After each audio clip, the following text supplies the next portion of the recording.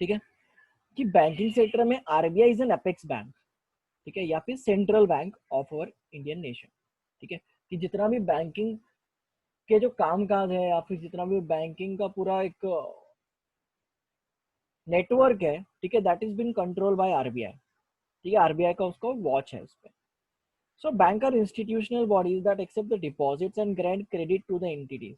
ठीक है, तो बैंक का काम क्या है कि भैया डिपॉजिट को एक्सेप्ट करना जिनके पास एक्सेस में है, और जिनको नीडी पीपल है उनको वो डिपॉजिट एज अ लोन देना। ठीक है, give their importance in the economy. ठीक है, कि इकोनॉमी में बैंकिंग सेक्टर का बहुत ज्यादा इंपॉर्टेंस है। ठीक है, RBI is the apex banking institution, जो मैंने बताया, रेगुलेटरी बॉडी है जो मॉनेटरी पॉलिसी इन इंडिया को कंट्रोल करती है। ठीक है, अभी banks are classified into 4 categories: commercials, ठीक है, small finance bank, payment banks and cooperative bank. ठीक है, नहीं देखा था, कह रहे कमर्शियल बैंक नहीं, अच्छा ऊपर देखा, नहीं सर। ऊपर देखा। ठीक है, ठीक है, कमर्शियल बैंक्स का मतलब क्या होता है कि जो सिंपली बैंक्स है, जैसे कि for example central bank of India, जिनका काम acceptance of deposits and lending of loans. ठीक है, फॉर कमर्शियल पर्पस। अब commercial banks can be further classified into public sector and private sector banks. ठीक है, फिर उसके बाद में अगर दूर देखा जाए तो foreign bank, regional rural banks are also commercial banks. On the other hand cooperative banks are classified as urban and rural. Okay, ये कमर्शियल बैंक्स अलग और कोऑपरेटिव बैंक्स अलग। ठीक है, commercial banks are regulated from the banking regulation act 1949। ठीक है, important point है, banking regulation act 1949 जब हमारा कॉन्स्टिट्यूशन आया था, ठीक है, उस वक्त ये बैंकिंग रेगुलेशन एक्ट आया था, ये याद रखना है। ठीक है, their business model is designed to make the profit. Their primary function is to accept the deposit and grant loans to the general public, corporate and government. Okay, government को भी कभी कभी बैंक्स लोन देती है। ठीक है, तो इनका मोटिव क्या है, they are having the profit motive. और प्रॉफिट कैसे मिलता है कि ये जो मैकेनिज्म है एक्सेप्टिंग ऑफ डिपॉजिट्स, ठीक है, उसके बाद में जिस रेट से वो डिपॉजिट होल्डर्स को इंटरेस्ट देते हैं उससे ज्यादा रेट से वो इंटरेस्ट लेते हैं। ठीक है, सो जो डिफरेंस है, फॉर एग्जांपल 7% से अगर सेविंग्स में हम लोगों को इंटरेस्ट मिलता होगा, ठीक है, तो बैंक को उसी अमाउंट पे बैंक लेंड करती है 12%। इसका मतलब जो 5% है वो बैंक का प्रॉफिट है। ओके, क्या है बैंक का ये 5% is the profit for the bank. Okay, public sector banks are nationalise banks. ठीक है, ये याद रखना है कि पब्लिक सेक्टर ये नेशनलाइज बैंक्स होती है जो 75% of the total banking business in the country को कवर करती है। ठीक है, मतलब अगर ये इतना पूरा बैंकिंग सिस्टम है तो पब्लिक सेक्टर बैंक्स कवर 75%। ठीक है, इतना it covers 75% of the total banking system in India. Okay, majority of stakes in these banks are held by the government. अब पब्लिक सेक्टर बैंक्स क्यों है, क्योंकि मेजोरिटी जो स्टेक है, मेजोरिटी शेयर होल्डिंग है, वो किसका है, गवर्नमेंट सेक्टर का है। तो देखो ऑब्वियसली मॉनेटरी पॉलिसी गवर्नमेंट के हाथों में। Private sector are those whose major stake of equity is held by the private share holders, okay, और द पब्लिक। ठीक है, या तो प्राइवेट शेयर होल्डर्स होंगे या तो फिर पब्लिक होगी उसकी share holding. Okay, so these are called as private sector banks. ठीक है, all the banking rules and regulations laid down by the RBI will be applicable to private sector banks also. ठीक है, तो जितने भी rules and regulation है वो ऐसा नहीं होगा कि प्राइवेट को अलग से एप्लीकेबल होंगे, पब्लिक को अलग से एप्लीकेबल होंगे, नहीं। ठीक है, जो होगा वो दोनों को साथ में एप्लीकेबल होगा। ठीक है, foreign bank is one that has its headquarters in foreign country, ठीक है, बट ऑपरेट्स इन इंडिया, ठीक है, as a private entity. These banks are under the obligation to follow the regulations of home country as well as country in which they are operating. ठीक है, foreign banks ये banks होते हैं। ठीक है, city bank, ठीक है, city bank हो गया। उसके बाद में I don't remember the names of foreign bank. ठीक है, फॉरेन बैंक्स के मुझे नाम नहीं याद है अभी। ठीक है, मैं लेकिन बताऊंगा आपको फॉरेन बैंक्स के नाम कौन से हैं, ठीक है। लेकिन फॉरेन बैंक्स को भी क्या करना पड़ता है, rules and regulations home country के भी फॉलो करने पड़ते हैं, एज वेल एज जो, हाँ yes, federal bank, yes obviously, ठीक है, federal bank is the foreign bank, very good. HSBC भी है सर। HSBC भी है, यस, ठीक है, मतलब जिनका इनकॉर्पोरेशन फॉरेन में हुआ है अदर देन इंडिया, ठीक है, लेकिन उनका काम क्या है, इंडिया में भी वो काम करती है, ठीक है, these are called as foreign banks. So इन बैंक्स को भी होम कंट्रीज के लॉ एप्लीकेबल होते हैं, एज वेल एज, ठीक है, बाहर की कंट्री के लॉज भी एप्लीकेबल होते हैं, ठीक है। चलो ठीक है, ये हो गया public sector banks, private sector banks, ठीक है, और फॉरेन बैंक्स, ठीक है। अभी रीजनल रूरल बैंक्स क्या होती है, RRBs are also scheduled commercial banks, ठीक है, ये भी शेड्यूल्ड कमर्शियल बैंक्स है, but they are established with the main objective of providing credit to the weaker sections of the society, like agricultural laborers, marginal farmers, small enterprises. They usually operate at a regional level in different states of India and may have branches in selected urban areas as well. Other important functions carried out by RRBs include, ठीक है, RRBs क्या होती है, regional, देखो नाम में ही क्या लिखा है, रीजनल रूरल, कि वो एक रीजन को तय करेगी, ठीक है, एक रीजन टारगेट करेगी, और रूरल एरियाज के या फिर जो weaker sections of the people है उनको, एक्चुअली मैं नासिक में देख रहा हूँ कि नासिक के कोई आरआरबीज है क्या, एंट्रेंस कोचिंग, महाराष्ट्र ग्रामीण बैंक, हाँ ये देखो विकिपीडिया पे है, महाराष्ट्र ग्रामीण bank is an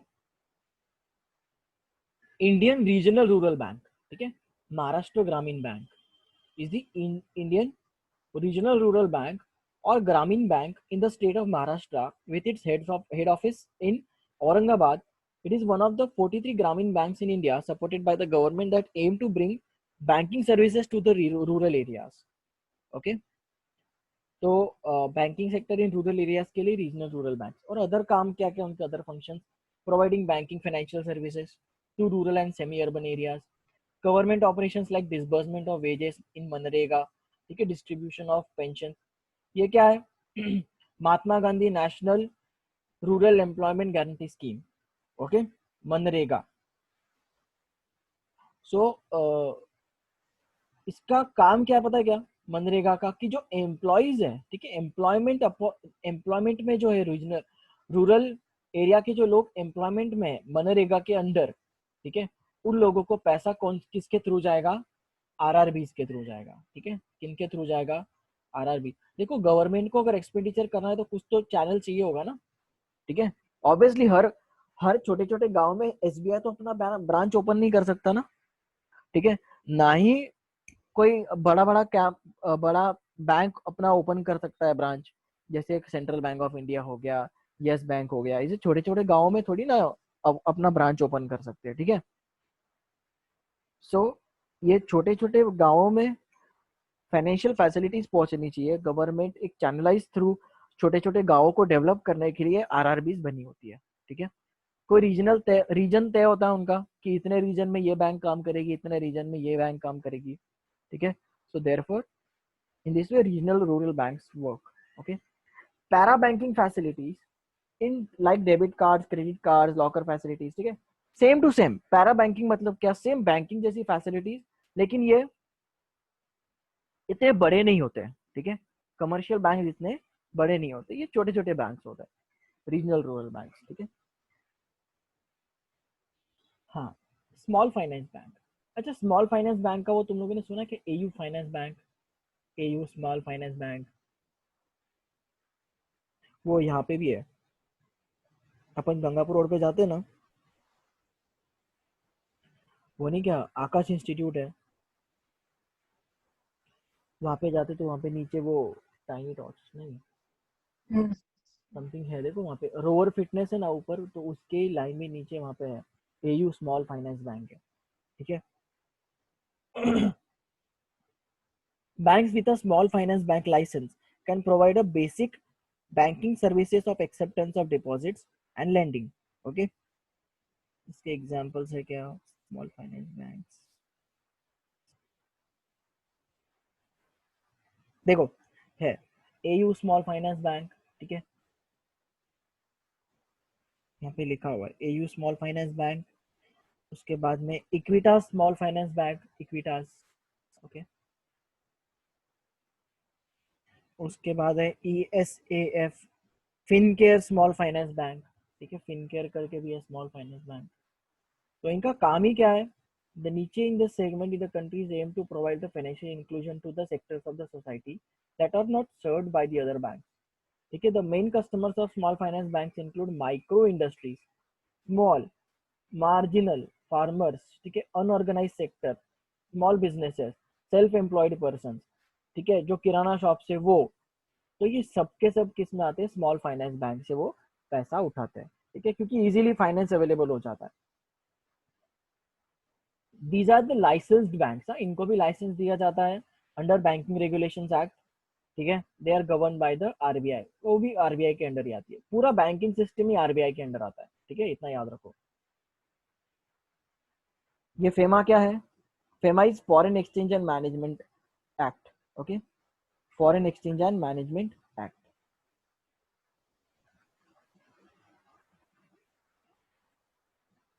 payment banks, okay, अभी पेमेंट बैंक्स क्या होता है कि this is a relatively new model of banking system in India, okay. It was conceptualized by the RBI and is allowed to accept a restricted deposit. They also offer services like ATM card, debit card, net banking, mobile banking, ठीक है। सो जो payment bank का मतलब क्या होता है कि भाई ऐसी बैंक, वर्चुअल बैंकिंग, ठीक है, पेमेंट बैंक का मतलब भी ऐसा समझ लो वर्चुअल बैंकिंग, ठीक है। वर्चुअली ये लोग डेबिट कार्ड भी प्रोवाइड कर सकते हैं, क्रेडिट कार्ड भी प्रोवाइड कर सकते हैं, ठीक है, डिपॉजिट भी दे सकते हैं, सॉरी डिपॉजिट एक्सेप्ट कर सकते हैं, लेकिन विथ रेस्ट्रिक्शन, ठीक है। आप लोग बोलोगे मेरे को 1 करोड़ रुपया जमा करवाना है एयरटेल पेमेंट बैंक में, ठीक है, मुझे 1 करोड़ रुपया जमा करवाना है पेटीएम बैंक में, ठीक है, पेटीएम भी है, पेटीएम का भी एक खुद का बैंक है, तो आप लोग जमा नहीं करवा सकते, ठीक है, because it has some restriction, ठीक है, it has some restriction, okay. तो उसकी एग्जांपल्स है India Post payment banks, okay, Fino payments bank, Paytm payments bank, Airtel payment bank, okay. Paytm, हाँ पेटीएम आ गया यहाँ पे। फिनो पेमेंट का मतलब क्या है, इंडिया पोस्ट पेमेंट बैंक तो मैंने आप लोगों को उस दिन बताया, ठीक है, India Post payment bank, okay. Fino Paytm, एक मिनट में देखता हूँ, फिनो पेटीएम, ये Fino payment bank,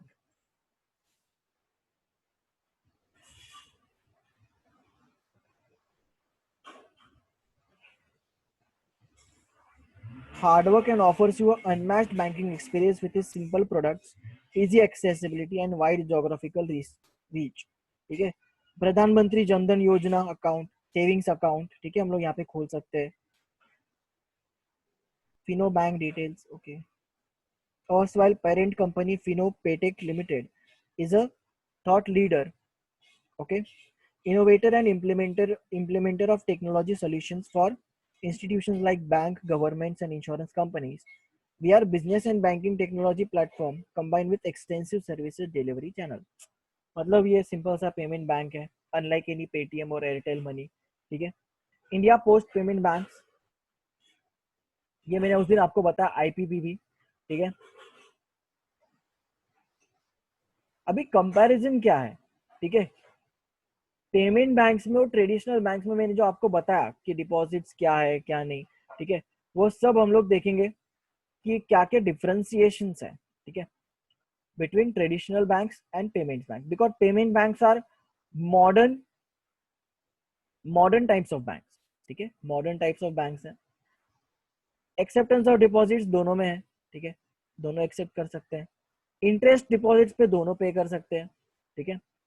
facility withdrawal की ऑब्वियसली डिपॉजिट कर रहे हैं तो फैसिलिटी ऑफ विड्रॉवल भी होगा। Provide loans involving the lending activities, ठीक है, ये लेंडिंग एक्टिविटीज में इन्वॉल्व हो सकते हैं लेकिन ये लोन को प्रोवाइड नहीं कर सकते, ठीक है। मैंने बोला ना, देखो आप डिपॉजिट कर सकते हो, ठीक है, लेकिन वही deposit payment bank as a loan नहीं दे सकती, ठीक है, एज अ लोन नहीं दे सकती किसी और को, ठीक है। Issue the credit cards issue कर सकती है ट्रेडिशनल बैंकिंग सिस्टम, लेकिन पेमेंट्स बैंक क्रेडिट कार्ड को इशू नहीं कर सकती। ओके, सिर्फ और सिर्फ यहाँ ये डेबिट कार्ड्स को इशू कर सकती है, क्योंकि देखो लोन नहीं दे रहे तो लॉजिकल सेंस से क्रेडिट कार्ड भी नहीं दे पाएंगे, बिकॉज क्रेडिट कार्ड का मतलब ही लोन होता है, ठीक है। इन्वेस्टमेंट प्रोडक्ट्स, यस, ठीक है, अरे अभी तो कितने सारे ऑप्शंस आ गए। पेटीएम भी अपना इन्वेस्टमेंट ऑप्शन, म्यूचुअल फंड्स में इन्वेस्ट करो, स्टॉक्स में इन्वेस्ट करो, ठीक है। पेटीएम वो नया नया ला रहा है, अपग्रेडेशन ला रहा है, ठीक है। फिर बाकी के कंपनीज मतलब जैसे जेरोदा हो गया, एंजल ब्रोकिंग हो गया, ठीक है। सो पेटीएम ने भी क्या सोचा कि भैया चलो हम भी एक स्टॉक ब्रोकिंग चालू करते हैं। पेटीएम ने पहले बैंक चालू किया, मतलब जो ऑनलाइन पेमेंट का सिस्टम चालू किया, ठीक है। यूपीआई भी पेटीएम के थ्रू ही आया। फिर उसके बाद में पेटीएम ने क्या शुरू किया, अपना खुद का बैंक शुरू किया, ठीक है, पेमेंट बैंक शुरू किया। फिर पेटीएम ने क्या किया, अपना खुद का पेटीएम शॉप चालू किया, ठीक है, वो जो बोलते हैं ना पेटीएम का वो ऑनलाइन शॉपिंग पोर्टल भी है, ठीक है। उसके बाद में पेटीएम ने अभी क्या चालू किया, म्यूचुअल फंड्स में इन्वेस्ट करना, ठीक है। उसके बाद में पेटीएम ने चालू कर दिया स्टॉक मार्केट, कि स्टॉक्स में भी आप लोग इन्वेस्ट कर सकते हो, ठीक है। मैक्सिमम डिपॉजिट लिमिट, ठीक है, देखो डिपॉजिट पे भी इनका रेस्ट्रिक्शन है। वो क्या रेस्ट्रिक्शन है, कितना रेस्ट्रिक्शन है? ट्रेडिशनल बैंक में आपको चाहे 40 करोड़, 50, 500, 1000 करोड़ रुपए भी जमा कराने होंगे तो आप लोग करा सकते हो, लेकिन पेमेंट्स बैंक में 1 लाख का ही डिपॉजिट अलाउड है, ठीक है। इंडिविजुअल कस्टमर पर इंडिविजुअल कस्टमर 1 लाख रुपए का डिपॉजिट अलाउड है। ओके, नेक्स्ट है अर्बन कोऑपरेटिव बैंक, ठीक है। Urban cooperative bank refer to the primary cooperative banks located in urban और सेमी अर्बन एरियाज, ठीक है। अर्बन कोऑपरेटिव बैंक मतलब जो अर्बन और सेमी अर्बन एरियाज में लोकेटेड है, जो कोऑपरेटिव्स हैं, ठीक है। These banks essentially lend to small borrowers, businesses centred around communities, localities, work place groups, ठीक है। छोटे छोटे बोरोवर्स, ठीक है, बिजनेसेस, तो इस तरीके से अर्बन कोऑपरेटिव बैंक इनको ही लेंड करती है, ठीक है। हमको लॉन्ग टर्म के लिए एग्जाम के लिए याद क्या रखना है, ये बैंक और वो कहाँ कहाँ पे काम करती है और किसको किसको पैसा लेंड कर सकती है, ये वाला हम लोगों को याद रखना है, ठीक है। स्टेट कोऑपरेटिव्स क्या है, कि is a federation of central cooperative bank which acts as a custodian of the cooperative banking structure in state, ठीक है। मतलब क्या, कि एक बैंक है, ठीक है, suppose for example merchant state cooperative bank limited, तो इसकी ना अलग अलग ब्रांचेस होंगी पूरी स्टेट में, ठीक है। और ये कलेक्शन ऑफ ब्रांच, ठीक है, पूरे स्टेट में इसका अगर फैला होगा बिजनेस, तो this will be called as a state cooperative bank, ठीक है, स्टेट कोऑपरेटिव बैंक। मैं आपको इसके एग्जांपल्स बताता हूँ स्टेट कोऑपरेटिव्स के।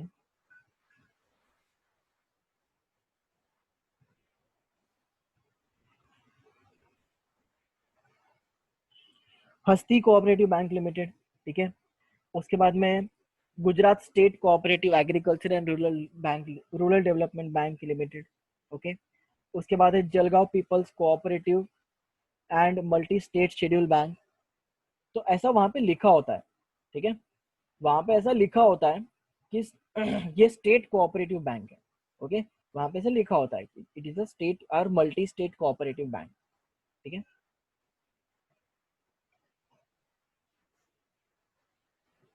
अब देखो हम अभी जो पढ़ने वाले हैं ना, ये इंपॉर्टेंट कंसेप्ट है, मतलब ये इंपॉर्टेंट पॉइंट है जो एग्जामिनेशन में आ सकता है फॉर श्योर, ठीक है, फॉर श्योर ये एग्जामिनेशन में आ सकता है।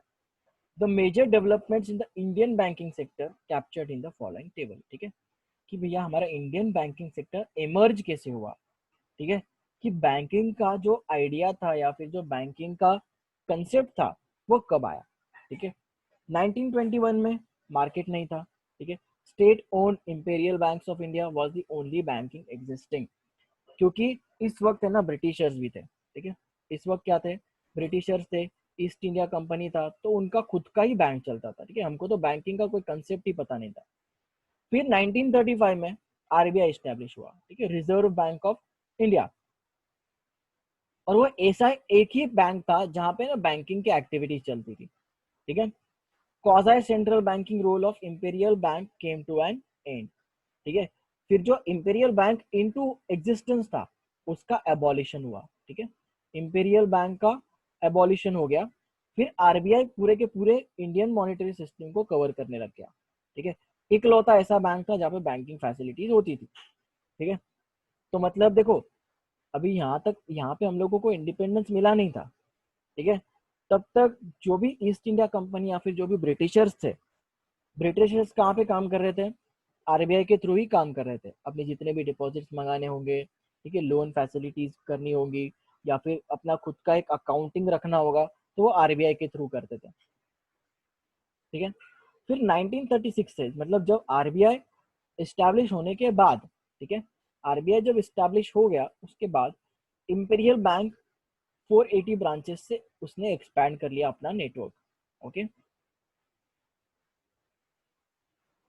पहले था Imperial Bank as a central bank काम करता था, ठीक है।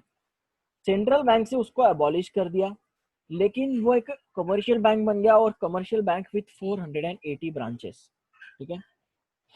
तो ये याद रखना है कि पहले इंपीरियल बैंक था, ठीक है। इंपीरियल बैंक के बाद में फिर जब आरबीआई एस्टेब्लिश हुआ as a central bank of economy, तो तब इंपीरियल बैंक का क्या हो गया, 1935 में रोल खत्म हो गया एज अ सेंट्रल बैंक। लेकिन 1936 से 1955 तक इंपीरियल बैंक ने अपने 480 ब्रांचेस को डेवलप किया, ठीक है। 480 ब्रांचेस को डेवलप किया।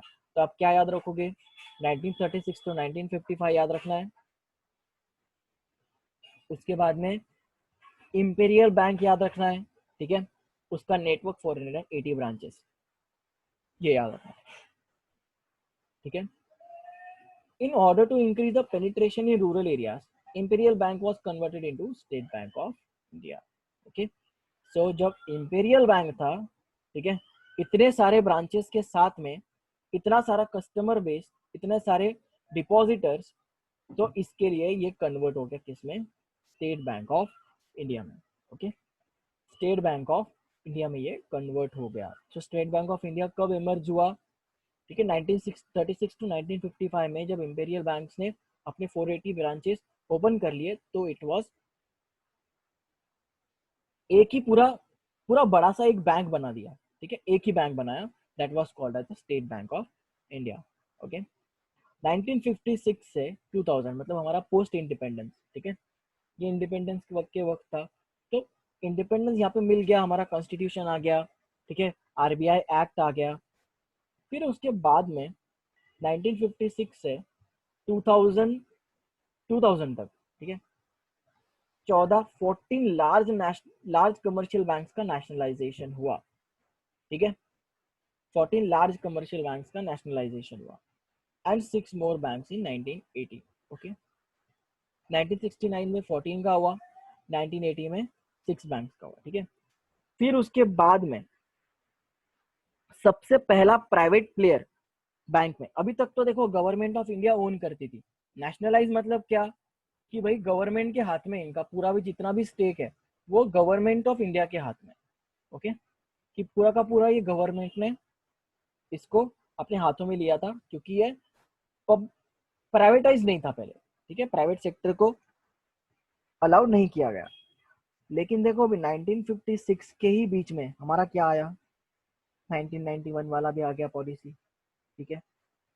देखो याद करो, सब याद करो, 91 का एलपीजी आ गया, ठीक है। उसके बाद में 1960s का इंडस्ट्रियल रेवोल्यूशन आ गया, ठीक है। सो बहुत सारे चेंजेस इसी वक्त में हुए हैं, ठीक है, बहुत सारे चेंजेस, अननिमेरेबल चेंजेस है ना 1956 से 2000 में आए थे, ठीक है। फिर हमारा शेयर मार्केट का जो डिपॉजिटरी सिस्टम है वो इस्टेब्लिश हुआ, national stock exchange, Bombay stock exchange, okay, ये सारे के स्टॉक एक्सचेंजेस आ गए। फिर है ना प्राइवेटाइज होने लग गया सब कुछ, ठीक है।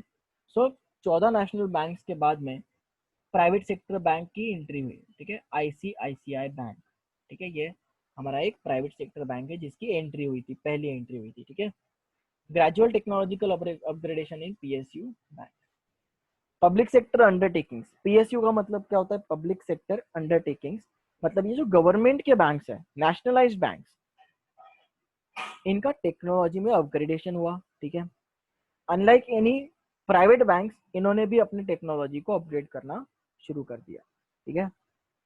और 2000 ऑनवर्ड्स, अभी ये देखो 1956 से 2000 में, अभी 2000 के बाद क्या हुआ, 2003 में कोटक महिंद्रा फाइनेंस बैंक आया, ठीक है, आरबीआई ने। और ये कोटक महिंद्रा पहला ऐसा नॉन बैंकिंग फाइनेंशियल कंपनी हो गया, ठीक है। ऐसी पहली एनबीएफसी थी जो बैंक में कन्वर्ट हुई, ठीक है। पहले कोटक महिंद्रा बैंक क्या करती थी पता है क्या, पहले बैंकिंग की फैसिलिटीज नहीं थी, मतलब बैंकिंग सेक्टर में नहीं था कोटक महिंद्रा बैंक, ठीक है। वो फाइनेंशियल सर्विसेज तो प्रोवाइड करता था, लेकिन अदर फाइनेंशियल सर्विसेज प्रोवाइड करता था, ठीक है। बैंकिंग की सर्विसेज नहीं देता था, लेकिन वो एनबीएफसी से कन्वर्ट हो गया कमर्शियल बैंक में, ठीक है, 2003 में। इतना याद रखना है, 2003 याद रखना है, ठीक है। 2009 में government remove the banking cash transaction tax which had been introduced in 2005, ठीक है। तो अब ये बैंकिंग कैश ट्रांजैक्शन टैक्स क्या है मैं बताता हूँ तुमको, एक minute.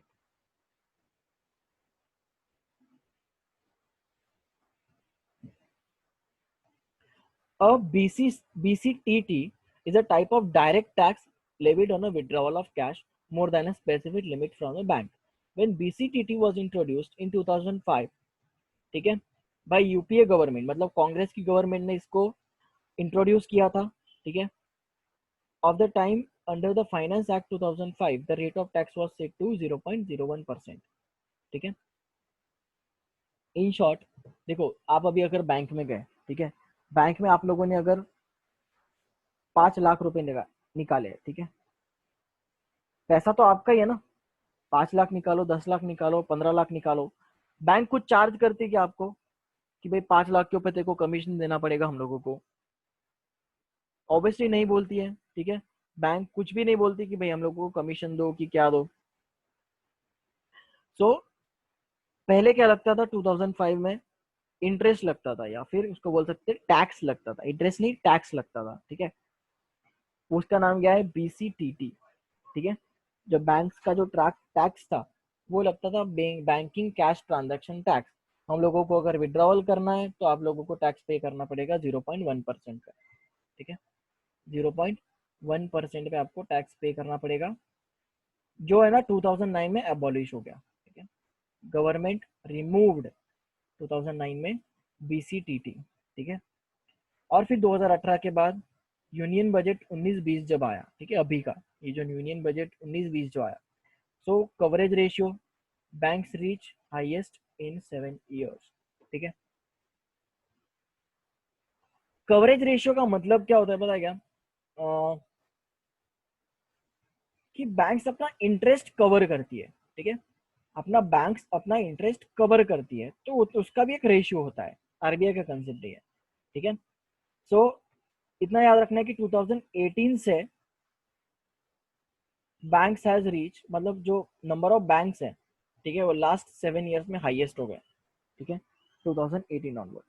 As per RBI, November 30, 2018, India recorded the foreign exchange reserves of approximately $393.72 billion, ठीक है, ये भी याद रखना है, ठीक है। अब एक काम करो, ये क्या है ना, पागल जैसे पूरा का पूरा पैराग्राफ दे दिया तुम लोगों को, ठीक है, ऐसे पॉइंट्स देने चाहिए तुम्हें। चलो कोई बात नहीं, लिखो तुम लोग अभी, सबसे पहले तो लिखो, मैं जो बोलता हूँ वो लिखो। डालो नाम banking sector,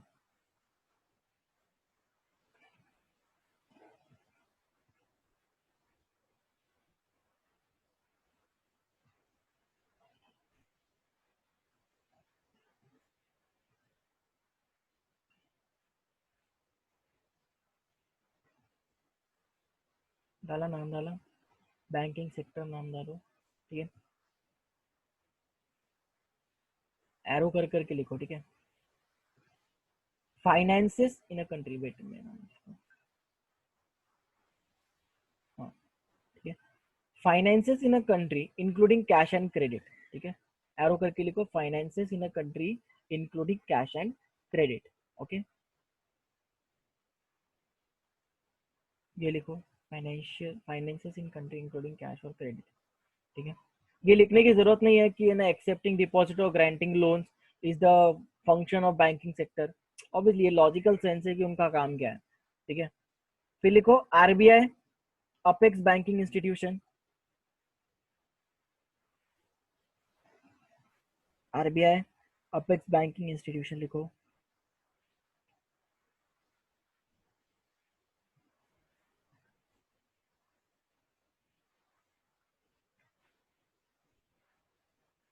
RBI apex banking institution, okay.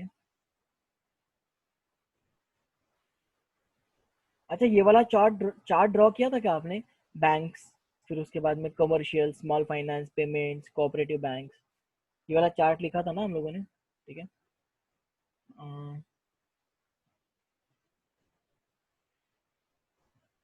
एक काम करो, बैंक्स आर क्लासिफाइड लिखो, banks are classified, banks are classified, उसमें लिखो वन कमर्शियल बैंक, ठीक है। पहला लिखो commercial bank, banks are classified, इसको स्टार मार्क करो, ठीक है, स्टार मार्क करो।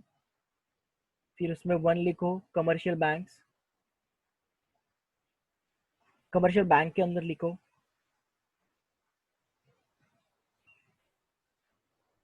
कमर्शियल बैंक्स के अंदर लिखो public sector, private sector, foreign, foreign banks और आरआरबीज, ठीक है।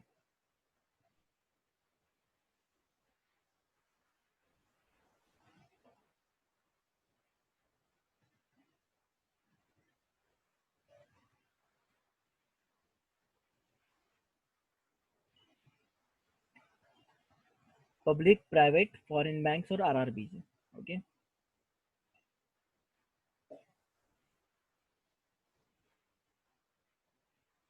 हाँ, तुम लोगों ने ये जो बैंक्स आर क्लासिफाइड लिखा है ना, उसके ना ब्रैकेट में लिखो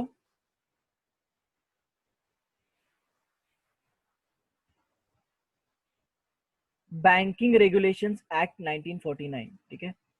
बैंकिंग रेगुलेशंस एक्ट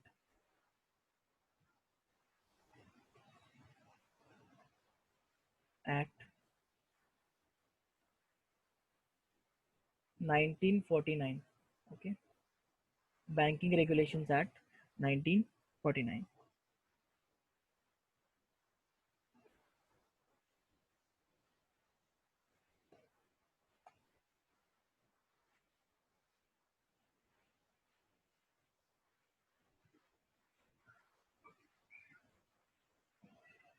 ठीक है। हाँ, कमर्शियल बैंक्स के अंदर ही लिखो, ठीक है, कमर्शियल बैंक्स के अंदर ही दूसरा एरो करके लिखो।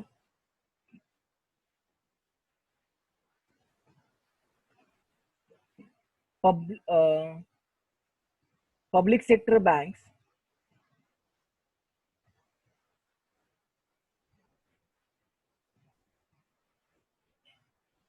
यहां तक, ठीक है।